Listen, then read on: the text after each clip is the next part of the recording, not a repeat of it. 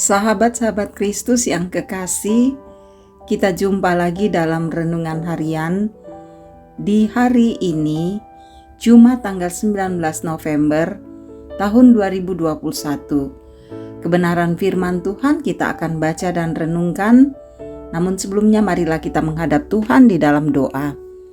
Mari berdoa.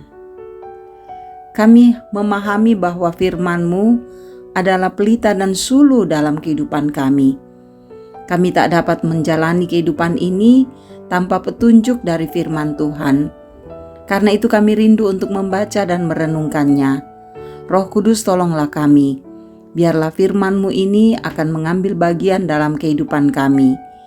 Dan kami percaya bahwa ketika kami menyambut firman-Mu, Engkau bekerja membuat kami menjadikan firman-Mu ini sebagai pedoman dalam hidup kami.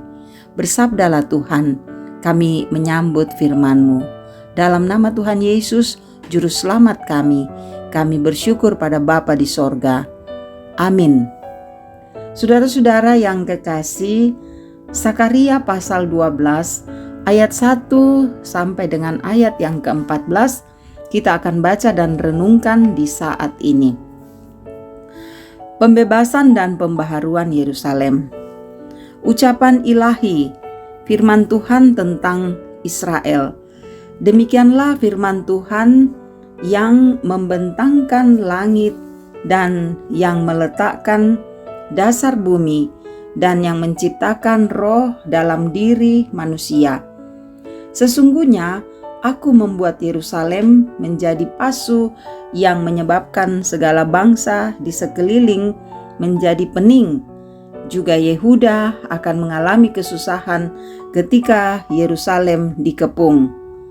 Maka pada waktu itu aku akan membuat Yerusalem menjadi batu untuk diangkat bagi segala bangsa. Siapa yang mengangkatnya pastilah mendapat luka parah. Segala bangsa di bumi akan berkumpul melawannya. Pada waktu itu, demikianlah firman Tuhan. Aku akan membuat segala kuda menjadi bingung, penunggangnya menjadi gila atas kaum Yehuda. Aku akan membuka mataku, tetapi segala kuda bangsa akan kubuat menjadi buta. Sesudah itu, kaum-kaum di Yehuda akan berkata dalam hatinya, penduduk Yerusalem mempunyai kekuatan, oleh karena Tuhan semesta Allah mereka.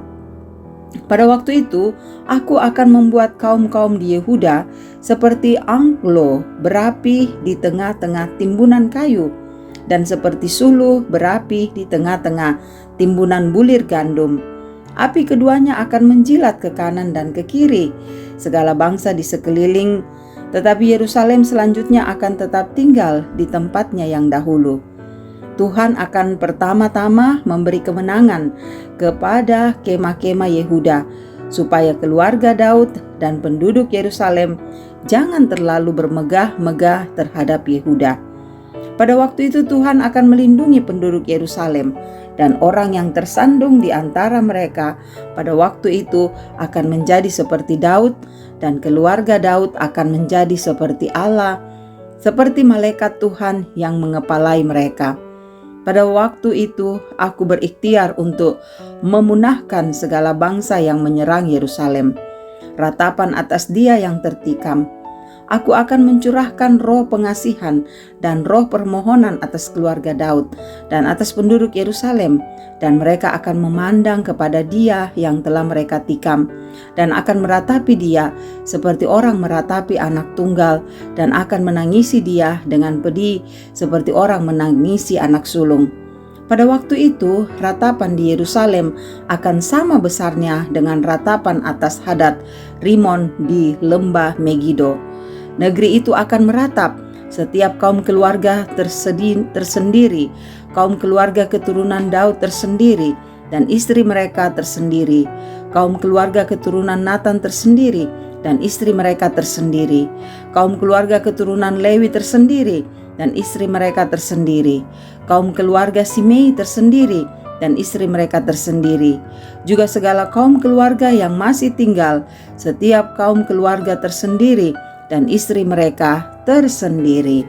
Demikian firman Tuhan. Amin. Saudara-saudara kekasih-kekasih Kristus, tema kita langit dan bumi. Langi Anna Lino. Sahabat-sahabat Kristus, Mama, siapa yang punya langit? Siapa pula yang punya bintang, matahari, bulan, dan semuanya? Saudara-saudara, begitulah anak kami Arang pernah bertanya. Dengan sangat tenang aku pun menjawab, Tuhan, Nak, wow, hebat. Ya, Tuhan itu gumanya. Saudara-saudara yang kekasih, ya, ayat 1 pembacaan kita saat ini dengan jelas menyatakan tentang siapa pemilik dan pencipta langit dan bumi ini. Katanya, demikianlah firman Tuhan yang meletakkan dasar bumi dan yang menciptakan roh dalam diri manusia. Betapa hebat Tuhan yang kita sembah. Bahkan saudara, di ayat-ayat selanjutnya dengan tegas dinyatakan bahwa selain Ia adalah Tuhan yang menciptakan langit dan bumi, Ia pun yang berkuasa melindungi mereka yang dikasihinya, yaitu keluarga Daud, dan membuat kalah orang yang tidak dikehendakinya. Sahabat-sahabat Kristus, adakah hidupmu saat ini juga terasa terancam? Engkau menjadi gelisah dan tidak damai sejahtera karena orang-orang tertentu yang sepertinya selalu berusaha mencelakaimu? Ingatlah saudara, ada Tuhan yang memiliki alam semesta ini. Ia Tuhan yang membentangkan langit dan meletakkan dasar bumi. Artinya saudara, segala sesuatu yang ada di dalamnya pun ada dalam kendalinya. Ya, semua dalam kuasa Tuhan. Karena itu saudara, percayalah, seperti Yerusalem yang dilindungi oleh Tuhan dari segala bangsa yang berusaha menghancurkannya, Ia pun akan bertindak untukmu. Ia tidak akan membiarkan orang-orang yang dikasihinya dihancurkan oleh orang-orang yang tidak bertanggung jawab. Ia akan senantiasa bersamamu, Ia akan menyertaimu, dan Tuhan akan melindungimu. Karena itu, saudara-saudaraku yang kekasih, langit dan bumi dalam kuasa Tuhan. Dialah yang mengendalikan seluruh alam semesta ini. Tuhan yang memilikinya, dan Dia jugalah yang berkuasa atasnya. Mari percayakan semua kehidupan kita di dalam kuasa-Nya. Dia akan senantiasa mengasihi kita, melindungi, dan menuntun kita. Saudara, kita mesti yakin hal ini, sehingga di dalam tangan kasih Tuhan kita tidak akan ragu dan bimbang, tetapi melangkah dengan pasti, karena Dialah penguasa di langit, di bumi, di sorga, di seluruh kehidupan kita. Mari yakinlah, datang padanya, Ia akan melindungi dan menuntun kita. Amin. Mari berdoa.